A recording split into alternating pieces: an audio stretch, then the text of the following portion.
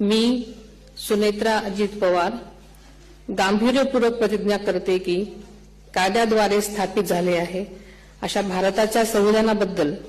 मी खरी श्रद्धा व निष्ठा बाळगीन। मी भारताची सार्वभौमता व एकात्मता उन्नत राखीन। मी महाराष्ट्र राज्याची उपमुख्यमंत्री म्हणून माझी कामे निष्ठापूर्वक व ससद्विवेक बुद्धीने पार पाडेन आणि संविधान व कायदा यानुसार सर्व तऱ्हेच्या लोकांना मी गांभीर्यपणे व निपक्षपातीपणे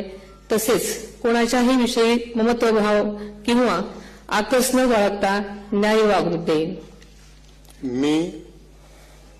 मी सुनेत्रा अजित पवार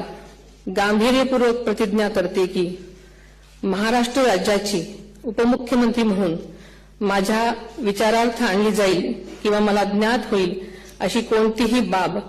अशी उपमुख्यमंत्री म्हणून माझी कामे यथायोग्य पार पाडण्यासाठी